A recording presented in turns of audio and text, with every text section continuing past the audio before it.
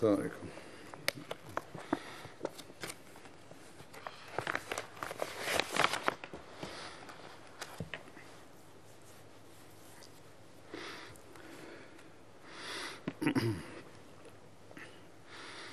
أشهد أن لا إله إلا الله وحده لا شريك له وأشهد أن محمدا عبده ورسوله أما بعد فأعوذ بالله من الشيطان الرجيم بسم الله الرحمن الرحيم الحمد لله رب العالمين الرحمن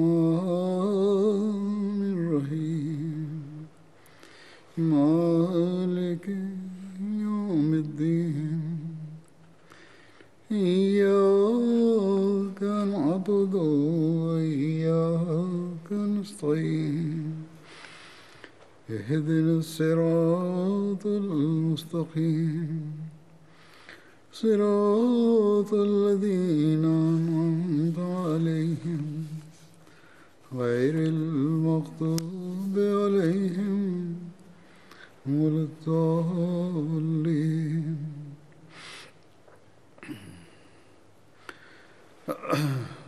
गुज़श्ता खुतबात से हज़रत साद बिन मुआज़ का जिक्र चल रहा था. एक वाक़या जंग बदर Dans में mes précédents sermons, j'ai évoqué Sa'ad bin Mu'adh. अहद वफ़ा के इज़हार का Un incident avant la bataille de Badr évoque son serment de fidélité. J'en avais fait mention dans mon précédent sermon. बयान फरमाया अपने अंदाज में. Hazrat Muslim Maud radhiyallahu anhu en a fait mention à sa manière. कुदरती बात है कि जहाँ इश्क होता है Il déclare à ce कोई शख्स भी नहीं propos, चाहता là où il est question de l'amour, personne ne souhaite que son bien-aimé souffre. पसंद नहीं करता कि उसका महबूब लड़ाई में जाए. Personne ne souhaite que son bien-aimé participe à la bataille. लड़ाई से बच जाए. इसी तरह Il fera de son mieux pour protéger son bien-aimé du conflit. De même, सल्लल्लाहु अलैहि les compagnons ne souhaitaient pas que le saint prophète Mohammed paix soit sur lui participe aux batailles. Les compagnons ne réprouvaient pas le fait de participer en personne à la bataille. कि हम लड़ाई पर क्यों जाएं बल्कि इनको Les compagnons ne réprouvaient pas le fait de participer à la bataille, mais ils réprouvaient le fait que le saint prophète, paix soit sur lui, y participe. मुहिब को अपने महबूब के साथ होती है. इसके अलावा C'était là un souhait naturel, un souhait ressenti par tout amant à l'égard de son bien-aimé. मिलता है. Sinon, il existe de nombreuses évidences dans l'histoire. तारीख से इस बात का काफ़ी सबूत मिलता है कि जब रसूल करीम सल्लल्लाहु अलैहि वसल्लम Des évidences qui démontrent पहुंचे que lorsque le saint prophète Mohammed paix soit sur lui s'est approché de Badr, कि il हमारा a dit à ses compagnons काफिले से नहीं que Dieu m'a révélé que nous n'allons pas combattre la caravane, mais l'armée. उनसे मशवरा लिया और फरमाया कि बताओ तुम्हारी क्या सलाह है. जब अकाबर साहबा ने Ensuite, le saint prophète Mohammed paix soit sur lui a demandé conseil à ses compagnons. Il leur a demandé quelle est votre opinion à cet égard. Quand les grands compagnons ont entendu le saint prophète Mohammed paix soit sur lui, ils se sont mis debout à tour de rôle et ils ont prononcé des discours passionnés. Ils ont déclaré « Nous sommes prêts à tout ». Un tel se mettait debout et il prononçait son discours. Un deuxième en faisait de même हमारा खुदा et il s'asseyait par la suite. En somme, tous ceux qui se tenaient debout disaient « Si Dieu nous l'ordonne, eh bien, nous allons certainement nous battre. » Mais dès qu'un tel s'asseyait après avoir donné son conseil, le saint prophète Mohammed lui demandait encore: Avisez-moi, donnez-moi des conseils. La raison était que tous ses compagnons qui avaient prononcé ces discours et qui avaient présenté leur avis, eh bien tous ces compagnons étaient des muhajirin. Ils étaient de la Mecque. Lorsque le saint prophète lui a répété à maintes reprises de lui donner des conseils, eh bien Sa'd bin Mu'adh, le chef des Aws, a compris son souhait.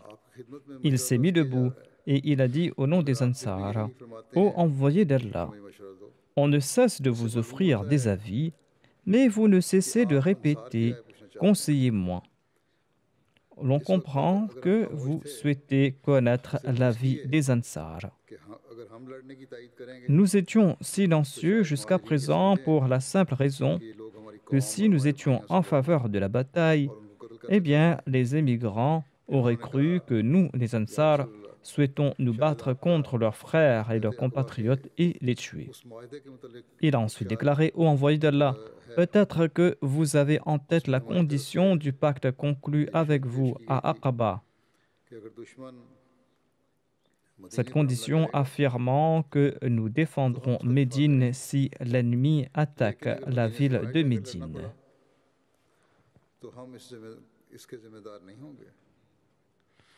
Mais que nous ne serons aucunement responsables de tout conflit à l'extérieur de la ville de Médine. Le saint prophète Mohammed lui a répondu: oui. Sa'd bin Mu'adh a déclaré au prophète d'Allah: lorsque nous vous avons accueillis à Médine, nous ignorions l'importance de votre statut. Nous avons désormais vu de nos yeux l'importance de votre statut. Cette condition n'a plus à nos yeux aucune importance. C'est-à-dire, le serment d'Aqaba n'avait plus d'importance. Il s'agissait d'un simple pacte de ce monde. Il souhaitait dire que nos yeux spirituels étant désormais ouverts, eh bien, cette promesse n'a plus aucune importance pour nous. Partez où vous le souhaitez, nous sommes avec vous. Par Allah, si vous nous ordonnez de nous jeter dans la mer, eh bien, nous allons certainement le faire. Et aucun des nôtres ne demeurera en arrière. Ô prophète d'Allah, nous allons nous battre devant vous et derrière vous, à votre droite et à votre gauche. L'ennemi ne pourra vous atteindre qu'en piétinant nos cadavres.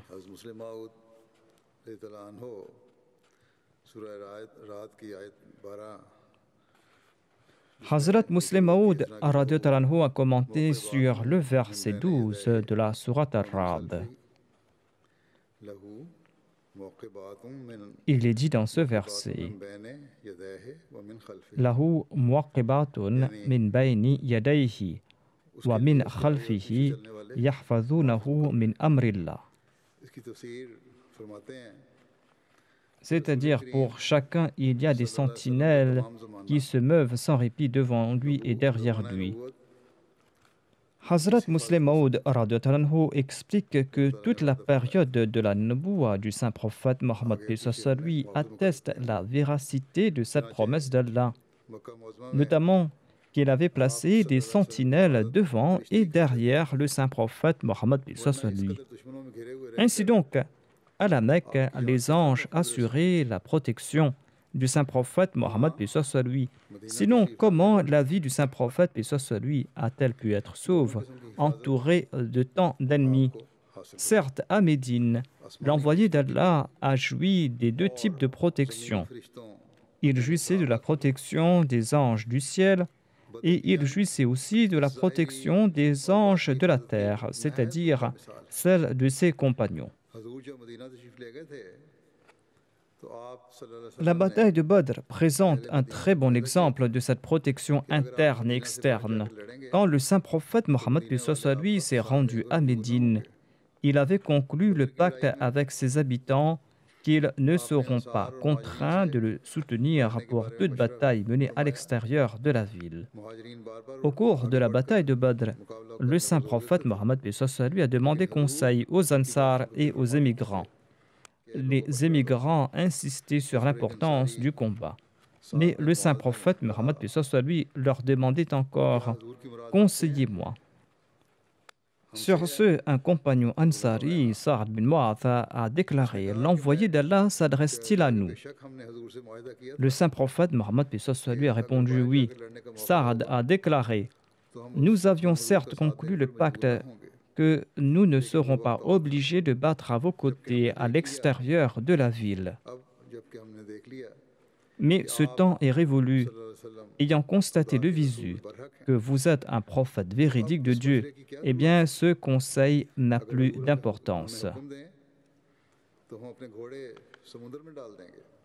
Si vous nous donnez l'ordre, eh bien, nous allons nous jeter à la mer avec nos chevaux. Nous n'allons pas annoncer à l'instar des suivants de Moïse, va te battre toi et ton Seigneur, nous allons nous asseoir ici. Nous allons nous battre à votre droite, à votre gauche, devant vous et derrière vous. Et l'ennemi pourra vous atteindre qu'en piétinant nos cadavres.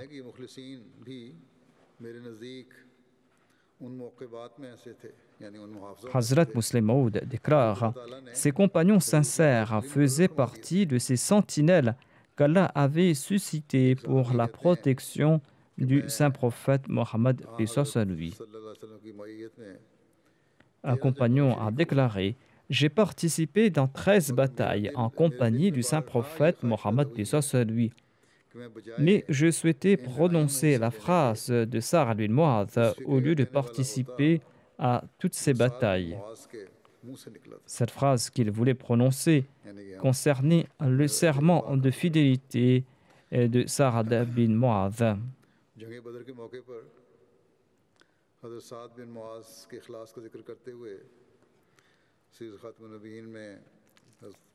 Hazrat Mirza Bashir Ahmad Sahib a évoqué la sincérité de Sa'ad bin Mu'adh lors de la bataille de Badr dans son ouvrage Sirat Khatamun Nabiyyin. Il déclare « Le terrain où campait l'armée musulmane lors de la bataille n'était pas favorable. D'un point de vue tactique, ce terrain n'était pas favorable. » Sur ce, Hubab bin Munzir a demandé au saint prophète Mohammed paix soit sur lui s'il avait choisi ce lieu suite à une révélation divine ou si c'était un choix tactique. Le saint prophète Mohammed paix soit sur lui a répondu qu'il n'avait reçu aucun ordre divin à ce propos et qu'il pouvait présenter son avis à ce sujet. Hubab a déclaré que selon moi, ce terrain n'est pas favorable. Il vaudra mieux se rapprocher des Qurayshites et prendre le contrôle de la source. Il a dit, je connais cette source, son eau est bonne et suffisante. Le saint prophète Mohammed paix soit sur lui a apprécié son conseil. Les Qurayshites campaient sur un promontoire et la source était libre. Sur ce, les musulmans ont avancé et ils ont pris contrôle de la source. Mais l'eau de cette source n'était pas abondante comme l'indique le Saint-Coran. Et les musulmans ont senti le manque d'eau. Et d'ailleurs, le terrain sur lequel ils se trouvaient sur cette partie de la vallée était sablonneux et glissant. Après avoir choisi un endroit pour installer le camp sur proposition de Sa'ad bin Mu'adh, le chef de la tribu d'Aws, les compagnons ont préparé une tente pour le saint prophète Mohammed paix soit sur lui sur un côté du terrain. Sa'ad a attaché la monture du saint prophète Mohammed paix soit sur lui tout près de la tente et il a déclaré « Ô messager d'Allah, prenez place dans cette tente et nous combattrons l'ennemi au nom d'Allah. Si Allah nous accorde la victoire, ceci est d'ailleurs notre désir, eh bien si Allah nous accorde la victoire, toute louange reviendra à Allah. Mais si Allah nous en préserve, la situation empire, eh bien prenez votre monture et rentrez à Médine d'une manière ou d'une autre. » Ainsi, il avait placé une très bonne monture à côté de cette tente. Ensuite, Saad a ajouté, à Médine, vous allez trouver nos frères et nos parents qui ne sont pas moins que nous en amour et en sincérité. Cependant, comme ils ne savaient pas qu'ils devraient se battre dans cette campagne, ils ne nous ont pas accompagnés. Sinon, ils ne seraient jamais restés en arrière. Lorsqu'ils prendront conscience de la situation, ils seront prêts à offrir leur vie pour vous protéger.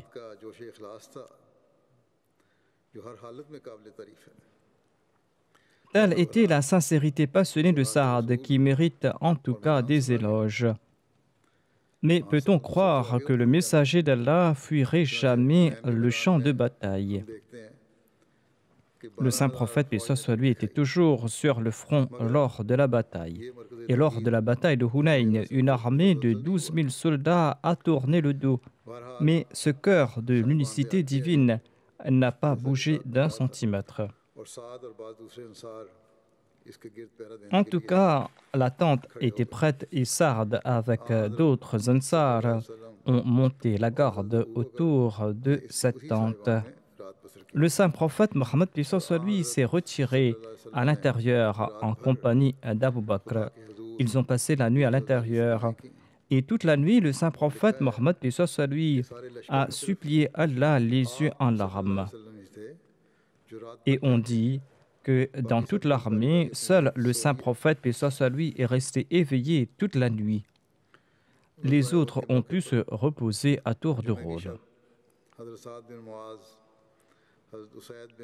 Dans la soirée du vendredi avant la bataille d'Uhud, Sa'd bin Mu'adh, Usayd bin Hudayr et Sa'd bin Ubada se sont rendus à la mosquée du saint prophète Mohammed lui avec leurs armes afin d'assurer sa sécurité devant sa porte jusqu'au matin.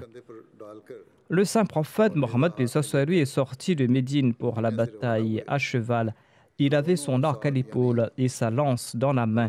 Et Sa'd bin Mu'adh et Sa'd bin Ubada couraient devant lui.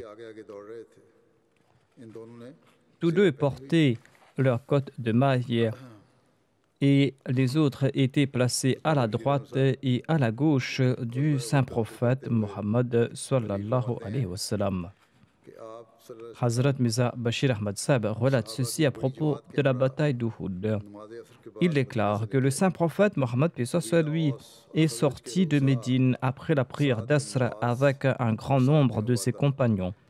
Sa'd bin Mu'adh et Sa'd bin Ubada, les deux chefs de la tribu d'Aws et de Khazraj, couraient lentement devant la monture du saint prophète Mohammed lui.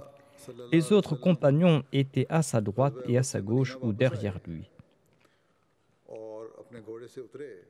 De retour à Médine, Sa'd bin Mu'adh et Sa'd bin Ubada avaient aidé le saint prophète Mohammed lui à descendre de sa monture avant qu'il ne rentrât chez lui.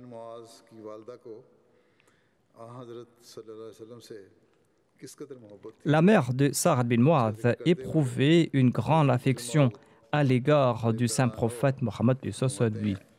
Hazrat Muslim Maud déclare à cet égard: de retour de la bataille d'Uhud, les rênes de la monture du saint prophète Mohammed lui étaient entre les mains de Sa'd bin Mu'adh, qui marchait fièrement. Il avait perdu son frère lors de la bataille. En se rapprochant de Médine, Sa'd a vu sa mère se rapprochant dans l'autre direction. Il a déclaré: ô envoyé d'Allah, ma mère vient de notre direction. La mère de Sa'd avait peut-être entre 80 ou 82 ans. Elle avait presque perdu la vue. Elle arrivait à peine à discerner la clarté de l'ombre. En entendant la rumeur de la mort du saint prophète Mohammed lui, rumeur qui s'était répandue à Médine, cette vieille a boité hors de la ville pour venir prendre des nouvelles.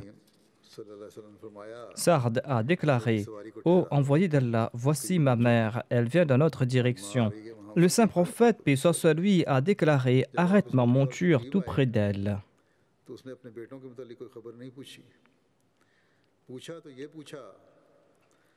La femme ne lui a pas demandé à propos de ses fils. Son unique question était: où se trouve le saint prophète Mohammed sallallahu alayhi wa sallam? Saad a répondu: il est devant vous. La vieille femme a levé son regard et sa vue faible est tombée sur le visage du saint prophète Mohammed sallallahu alayhi wa sallam.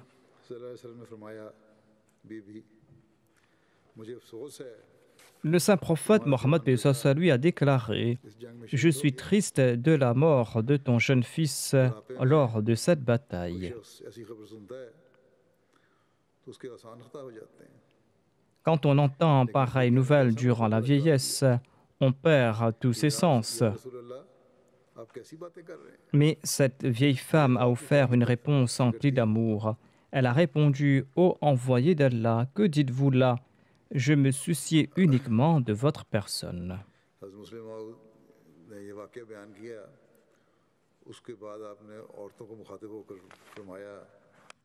Après avoir mentionné cet incident, Hazrat Muslim Maud s'est adressé aux femmes Ahmadi pour leur expliquer leurs obligations concernant la prédication du message de la Jamaat Ahmadiyya.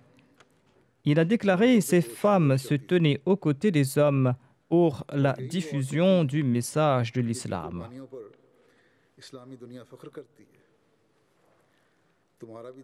Le monde musulman se dit fier des sacrifices de ces femmes musulmanes.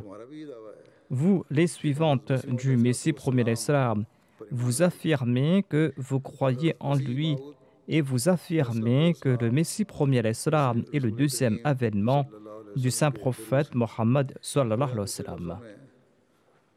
En d'autres termes, vous clamez que vous représentez le deuxième avènement de ces femmes compagnons du saint prophète Mohammed sallallahu alayhi wa sallam.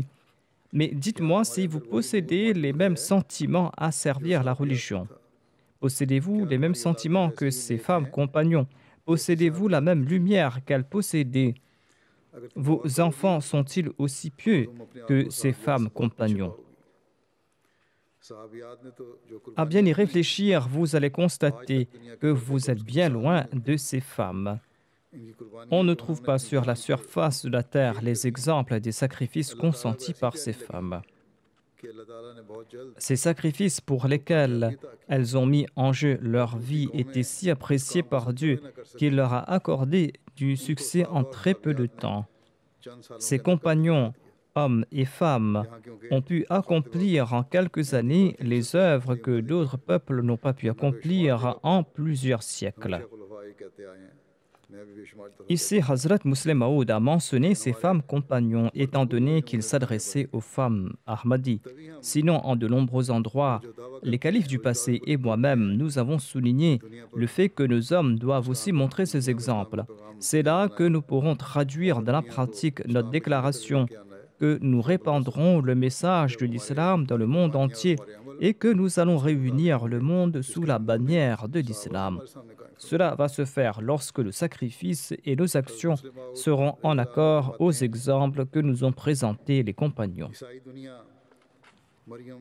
Hazrat Muslim Maud déclare: le monde chrétien est fier de la bravoure de Marie-Madeleine et de ses compagnons. Aux petites heures du matin, elles ont gagné dans le secret le tombeau de Jésus. Mais je leur demande de regarder l'exemple des dévoués serviteurs de mon maître. Voyez dans quelles conditions ils l'ont soutenu et voyez dans quelles conditions ils ont dressé haut le drapeau de l'unicité divine. Un autre exemple est rapporté dans l'histoire. Il présente ici de nouveau l'exemple de la mère de Saad bin Mu'adh. Après avoir enterré les martyrs, le saint prophète Mohammed lui retournait à Médine et des femmes et des enfants venaient de la ville pour le recevoir. La bride de la chamelle du saint prophète lui était tenue par Saad bin Mu'adh, le chef de Médine. Il le conduisait avec pompe comme pour proclamer au monde que les musulmans avait après tout réussi à ramener le saint prophète Mohammed lui chez lui sain et sauf. Quand il avançait vers la ville, Sa'ad a vu sa mère qui venait dans sa direction. Elle avait perdu son fils Amr bin Mu'adh lors de la bataille d'Uhud. Sa'ad a reconnu sa mère et en se tournant vers le saint prophète, paix soit lui, il a dit: Voici ma mère, ô prophète de Dieu. Qu'elle vienne avec les bénédictions de Dieu, a répondu le saint prophète Mohammed, paix soit lui.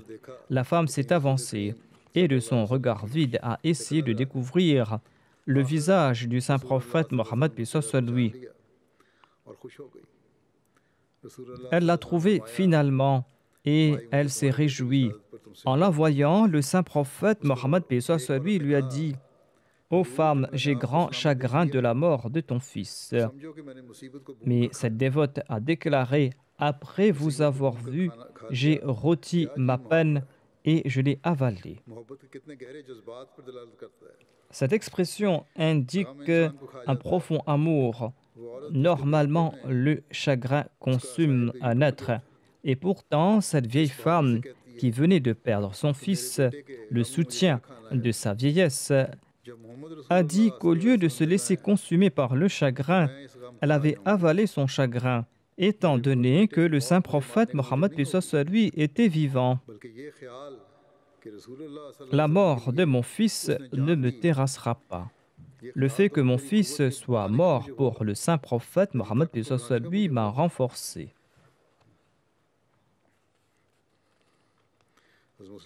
Hazrat Muslim Maud a loué ici les Ansar et il a prié pour eux. Il a déclaré: Ô Ansar, je suis prêt à mourir pour vous. Vous avez gagné de grandes récompenses. Ka'b bin Ashraf avait attisé la haine et l'hostilité contre l'islam jusqu'à comploter l'assassinat du saint prophète Mohammed sallallahu alayhi wa sallam.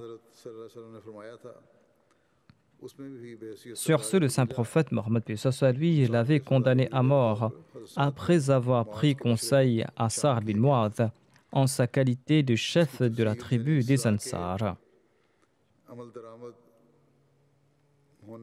Quelque temps de cela, j'ai expliqué à la lumière de deux récits concernant deux autres compagnons les détails sur la punition qu'avait subie Ka'b bin Ashraf.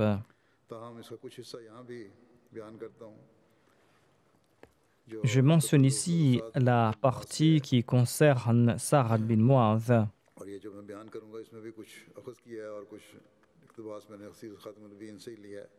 Ce qui suit est tiré de plusieurs sources et de l'ouvrage Sirat Khatamun Nabiyyin. Lorsque le saint prophète Mohammed lui a émigré à Médine, Ka'b bin Ashraf, avec les autres juifs, a signé le traité entre eux et le saint prophète Mohammed lui, traité concernant l'amitié mutuelle, la paix, la sécurité et la défense collective.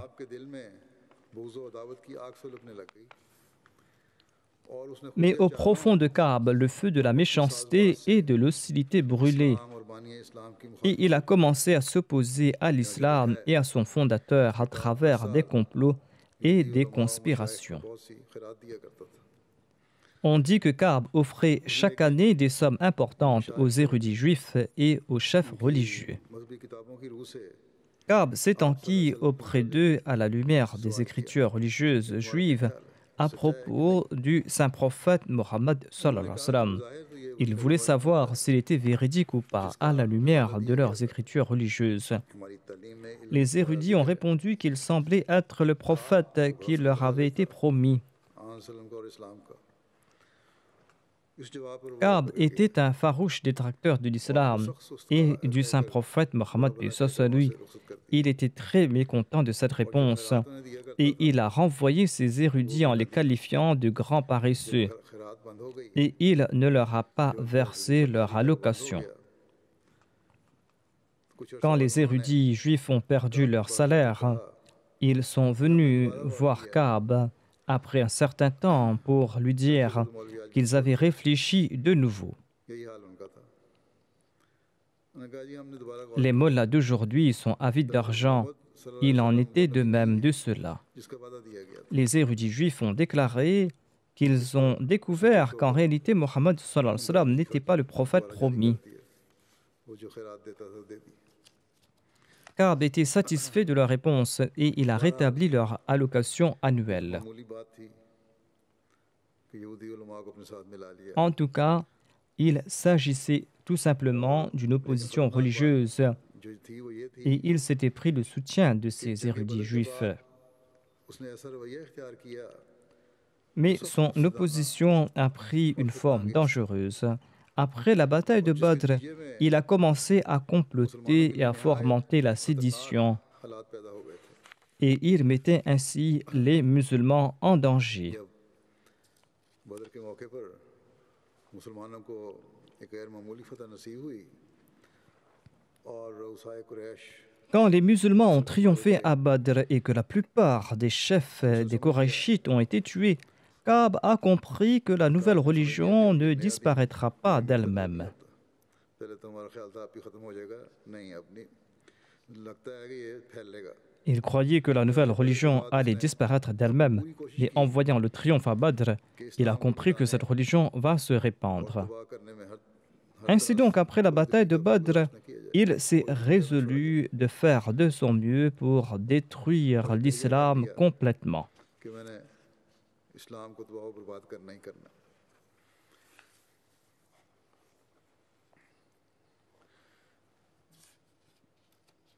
और जैसा कि मैंने कहा कि बदर में मुसलमानों की फतह के बाद En entendant la nouvelle du Zubair को हज़रत triomphe से बहुत ज़्यादा des बढ़ गया। musulmans à Badr, eh उस bien, वक्त Ka'b फैसला किया était empli गुस्से की de वजह से कि colère. मैंने तबाह करना ही करना है इस्लाम को। उसने फौरन सफ़र की तैयारी करके मक्के की राह ली। Il a décidé वहाँ donc जाकर de détruire l'islam नीचे et pour ce मुसलमानी faire, il s'est mis en route Shergul के जोर immédiatement से dans la direction de la Mecque. Quraish के दिलों की सुलगती हुई आग को Une fois sur शुरुआत place, grâce à son éloquence et sa maitrise de la poésie, उनके il दिल a में मुसलमानों के attisé दिल le में feu नागुश dans le डाली cœur des मिजाज पैदा Korachites. कर Il a engendré dans leur cœur une soif intarissable pour le sang musulman et les a emplis de sentiments de vengeance et एक d'inimitié. जज्बा उनके सीने Il leur a demandé de se lever et d'aller venger leur leader tué. से उसने भर दी अपनी Il a फौलियों से empli leur cœur de la vengeance grâce à ses discours et grâce उनके à फसाद ses से एक इंतहाई poèmes. दर्जे की बिजली पैदा हो गई तो उसने उनको खाना Ayant काबा के सहन attisé में leur haine, Ka'b a emmené les Korachites dans la cour de la Kaaba et en leur remettant les draps de la Kaaba dans les mains, il leur a demandé de jurer qu'ils ne se reposeraient pas jusqu'à ce que l'islam et son fondateur ne disparaissent de la face de la terre. तो यहीं बस नहीं की उसने बल्कि इस बदबख्त Après avoir enflammé les esprits à la Mecque, ce fauteur de troubles a voyagé de tribu en tribu dans l'Arabie tout entière, मुसलमानों के खिलाफ incitant लोगों les को gens भड़काया। contre les musulmans. फिर मदीना में वापस आकर वहाँ आके फिर अपनी सरगर्मियाँ इस्लाम मुखालिफ तेज की। Ensuite, il est retourné à Médine où il a accéléré ses campagnes. मैं अपने जोश दिलाने वाले अशार में और ख़ासतौर पर यहूदियों को भी Il a cité parmi les non-musulmans et les juifs en particulier des couplets provocateurs et obscènes à propos des femmes musulmanes. और सिर्फ यहाँ तक नहीं कि मुखालफत की आग भड़काई बल्कि आखिर में उसने ये भी कोशिश की Il ne s'est pas contenté d'attiser cette haine, कि हज़रत il सल्लल्लाहु अलैहि वसल्लम को a ourdi même un complot pour faire assassiner le saint prophète Mohammed sallallahu alayhi wa sallam. मकान पे उसने बुलाया C'est ainsi qu'il a invité le saint prophète Mohammed paix soit lui dans sa résidence pour un festin. Et avec l'aide de quelques jeunes hommes juifs, il a tenté de faire assassiner le saint prophète Mohammed paix soit lui. इत्तला हो गई आपको खुदा की Par la grâce de Dieu, le saint prophète Mohammed paix soit lui avait reçu l'information en avance et son plan a échoué. Ainsi, lorsque la situation empira, et qu'il était évident que Ka'b était coupable de la violation du traité, qu'il était coupable de rébellion, d'incitation à la guerre, qu'il était coupable de sédition et d'usage de langage vulgaire, de conspiration pour assassiner le saint prophète Mohammed, paix soit sur lui, eh bien, le saint prophète, paix soit sur lui, qui était le chef de l'exécutif et le commandant en chef de l'État démocratique de la ville à la lumière du traité qu'on avait conclu entre les habitants de Médine et à son arrivée, eh bien, le saint prophète Mohammed, paix soit sur lui, a déclaré que Ka'b bin Ashraf était susceptible d'être mis à mort en raison de ses actions. Et pour ce faire, il a ordonné à certains de ses compagnons de l'exécuter.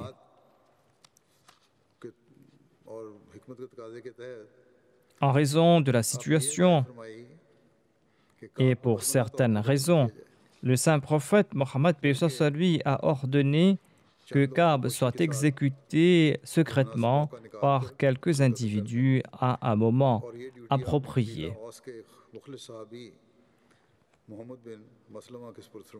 Le saint prophète Mohammed, paix soit sur lui, a confié cette mission à un fidèle compagnon, Mohammed bin Maslama, en soulignant que le plan devait être exécuté avec le conseil de Sa'ad bin Mu'adh, qui était le chef de la tribu des Aws. Suite au conseil de Sa'ad bin Mu'adh, Mohammed bin Maslama a pris Abu Naïla et 2 ou 3 autres compagnons et ils sont partis et ils ont exécuté Ka'b. J'avais expliqué la sagesse de l'exécution de Ka'b ou la méthode utilisée en mentionnant d'autres compagnons dans le passé.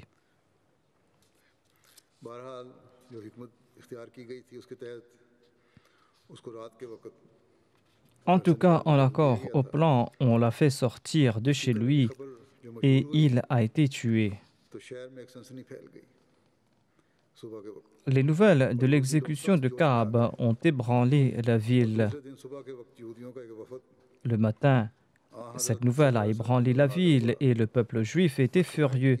Le lendemain, au matin, une délégation juive s'est présentée au saint prophète Mohammed, paix soit sur lui, se plaignant que leur chef Ka'b bin Ashraf avait été assassiné. Le saint prophète Mohammed, paix soit sur lui, a écouté leurs commentaires et il a déclaré: êtes-vous également au courant des crimes dont il est coupable? Il a été puni pour ce crime et le saint prophète, paix soit sur lui, leur a brièvement rappelé tous ces méfaits, à savoir le non-respect du traité, l'incitation à la guerre, la sédition, l'usage d'un langage grossier et la conspiration d'assassinat. Sur ce, les Juifs ont pris peur et ils n'ont pas dit un mot. Ils savaient très bien que Ka'b en était coupable. Le saint prophète a ajouté: au moins à partir de maintenant, vous ferez bien de vivre en paix et éviter d'attiser l'hostilité, la violence et les troubles. C'est ainsi qu'un nouveau traité a été rédigé avec le consentement des Juifs et ils ont promis de cohabiter avec les musulmans en paix et de ne plus fomenter des troubles.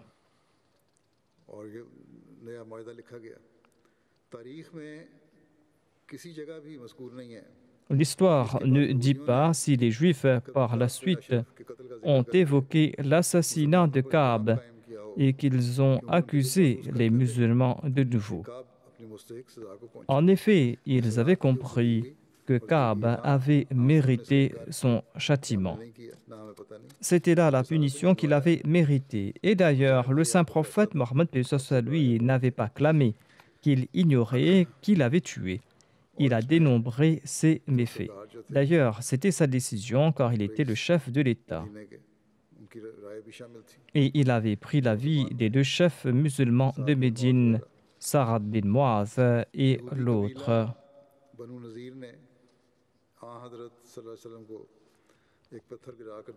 La tribu juive Banu Nadir avait tramé un complot afin d'assassiner le saint prophète Mohammed, paix soit sur lui, en faisant tomber un rocher sur lui. Allah l'exalté avait informé le saint prophète, paix soit sur lui, en amont, à travers une révélation. Accompagné de ses compagnons, le saint prophète avait mené une expédition contre cette tribu. Ensuite, il est rentré à Médine. Par la suite, le saint prophète, paix soit sur lui, a ordonné d'assiéger cette tribu. Au cours du mois de Rabiul Awwal, en l'an 4 de l'Hégire, à des fins défensives, le saint prophète, paix soit sur lui, a été contraint de mener une expédition contre la tribu Banu Nadir. Et en conséquence, cette tribu a été expulsée de Médine. Lorsque le saint prophète, paix soit sur lui, a reçu les butins de guerre de la tribu Banu Nadir, il a demandé à Thabit bin Qais de faire venir tout son peuple. Thabit bin Qais lui a demandé s'il devait faire venir que la tribu Khazraj. Le saint prophète Mohammed lui a demandé de faire venir tous les Ansar, peu importe leur tribu. Sur ce, Thabit bin Qais a invité les tribus Aus et Khazraj. Le saint prophète Mohammed lui s'est adressé à eux en commençant par louer Allah. Ensuite, il a évoqué les faveurs accordées par les Ansar aux émigrants et il a déclaré: vous avez accueilli chez vous les Ansar et vous les avez préférés à vos personnes. Il a dit que si vous le souhaitez, je distribuerai à part égale entre vous, les Ansar et les émigrants, les butins que nous avons pris des Banu Nadir. En ce cas, les émigrants partageront toujours vos maisons et vos biens comme dans le passé. Les biens seront également répartis, mais dans ce cas, les émigrants vont continuer à demeurer dans les foyers des Ansar comme ils le faisaient dans le passé, et ils vont continuer à obtenir des faveurs comme dans le passé. Mais le saint prophète a ajouté: mais si vous le souhaitez, je distribue tous ces butins aux émigrants sans rien offrir aux Ansar, et ils devront sortir de vos maisons et ils n'auront plus de droit sur vous, car ils auront reçu suffisamment de biens. Sur ce, Sa'ad bin Ubada et Sa'ad bin Mu'adh se sont concertés et ils ont répondu: ô envoyé d'Allah, offrez tout aux émigrants, mais ils pourront toujours demeurer dans nos maisons comme dans le passé. Nous ne souhaitons pas qu'ils quittent nos demeures après avoir reçu ces biens. Ils peuvent rester avec nous et nos liens de fraternité seront maintenus. Les Ansar ont ajouté: ô messager d'Allah, nous sommes d'accord et nous nous soumettons. Nous n'avons aucune objection à ce que l'ensemble des biens soit réparti parmi les émigrants. Sur ce, le saint prophète Mohammed lui a déclaré: ô Allah, aie pitié des Ansar et de leurs fils. Ainsi, le saint prophète Mohammed lui a distribué tous ses biens aux émigrants et aucun Ansar n'en a reçu, à l'exception de 2 Ansari qui vivaient dans le besoin. Il s'agissait de Sahal bin Hunayf et d'Abu Djajana. Le saint prophète Mohammed lui a offert l'épée du juif Abu Hukayk à Sa'ad bin Mu'adh.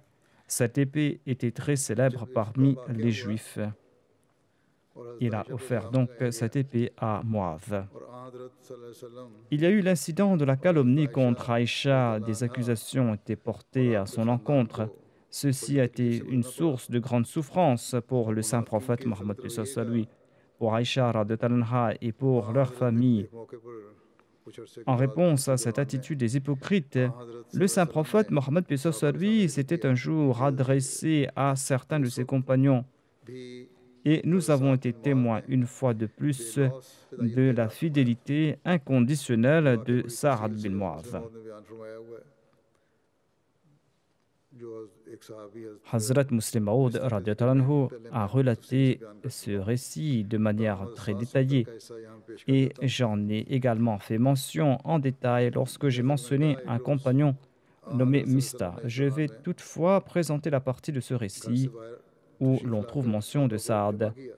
Comme je l'ai mentionné, durant ces jours de la calomnie, eh bien, un jour, le saint prophète, paix soit sur lui, est sorti de chez lui il a réuni ses compagnons et il a déclaré: Qui me soulagera de cet homme qui m'a fait tant souffrir? Il faisait référence à Abdullah bin Ubay bin Saloul. Sa'ad bin Mu'adh, qui était le chef de la tribu Aws, s'est mis debout. Il a déclaré au messager d'Allah: Si cet homme fait partie de nous, alors nous sommes prêts à le tuer. Et s'il fait partie des Khazraj, nous sommes également prêts à le tuer.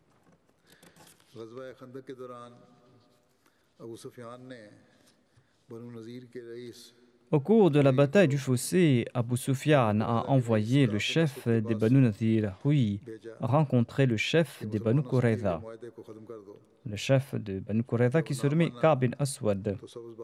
Il avait envoyé Huy afin d'inciter Ka'b bin Aswad de briser le pacte qu'il avait conclu avec les musulmans. Mais lorsqu'il a refusé, l'autre lui a fait miroiter un avenir meilleur et il lui a assuré que les musulmans seront anéantis. Ainsi donc, il a réussi à le convaincre de violer le pacte qu'il a conclu avec les musulmans. Et il l'a également convaincu d'aider les mécréants de la Mecque. Hazrat Mirza Bashir Ahmad Sahib en fait mention dans son ouvrage Sirat Khatamun Nabiyyin. Il déclare à ce propos: Quand le saint prophète Mohammed lui a eu vent de la traîtrise des Banu Qurayza, il a envoyé secrètement Zubayr bin al-Awwam à quelques reprises pour s'en informer. Ensuite, il a envoyé Sa'ad bin Mu'adh et Sa'ad bin Ubada, les chefs des tribus d'Aws et de Khazraj, ainsi que d'autres compagnons influents. Il les a envoyés chez les Banu Qurayza et il leur a demandé de l'informer confidentiellement et par signe s'il y avait quelque danger, afin de ne pas causer de la panique. La délégation est partie chez les Banu Qurayza et ils ont rencontré Ka'b bin Aswad qui était leur chef. Celui-ci s'est comporté d'une manière très hautaine. Sa'ad bin Mu'adh et Sa'ad bin Ubada lui ont rappelé l'engagement des Juifs. Ka'b et les membres de sa tribu, quant à eux, ont déclamé: Partez d'ici, nous n'avons pas signé de pacte avec Mohammed sallallahu alayhi wa sallam. La délégation est partie en entendant ces paroles. Et Sa'ad bin Mu'adh et Sa'ad bin Ubada se sont présentés au saint prophète Mohammed lui pour l'informer de la situation d'une manière appropriée. En tout cas, l'action de cette tribu juive a placé les musulmans dans un grand péril. Médine était entourée des quatre côtés par les mécréants de la Mecque. Et en raison de la bataille menée à l'encontre des mécréants de la Mecque, il n'était pas possible de mener une expédition contre cette tribu. Mais à la fin de la bataille, lorsque les musulmans sont retournés en ville, Allah l'Exalté a demandé au saint prophète Mohammed lui dans une vision de punir les Banu Qurayza en réponse à la violation de leur pacte et de leur rébellion. Il lui a demandé de les punir. Sur ce, le saint prophète lui a fait une annonce publique et il a ordonné aux troupes de se diriger vers les forteresses des Banu Qurayza. La prière d'Asr serait accomplie là-bas. Il a envoyé en première ligne Ali accompagné de quelques compagnons. Le récit de cette bataille est un peu long. Sa'ad bin Mu'adh a joué un rôle important à cet égard et il a pris une décision importante à la fin de cette bataille. Je n'ai pas le temps de relater cela maintenant, je le ferai à l'avenir, Inch'Allah.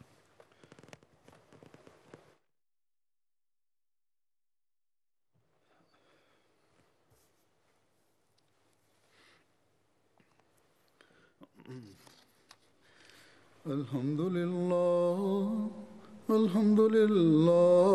nahmaduhu wa nasta'inuhu wa nastaghfiruh. ونؤمن به ونتوكل عليه ونعوذ بالله من شرور أنفسنا ومن سيئات أعمالنا من يهده الله فلا مضل له ومن يضلله فلا هادي له ونشهد أن لا إله إلا الله ونشهد أن محمدا عبده ورسوله عباد الله رحمكم الله إن الله يأمر بالعدل والإحسان وإيتاء ذي القربى وينهى عن الفحشاء والمنكر والبغي يعظكم لعلكم تذكرون اذكروا الله يذكركم وادعوه يستجب لكم ولذكر الله أكبر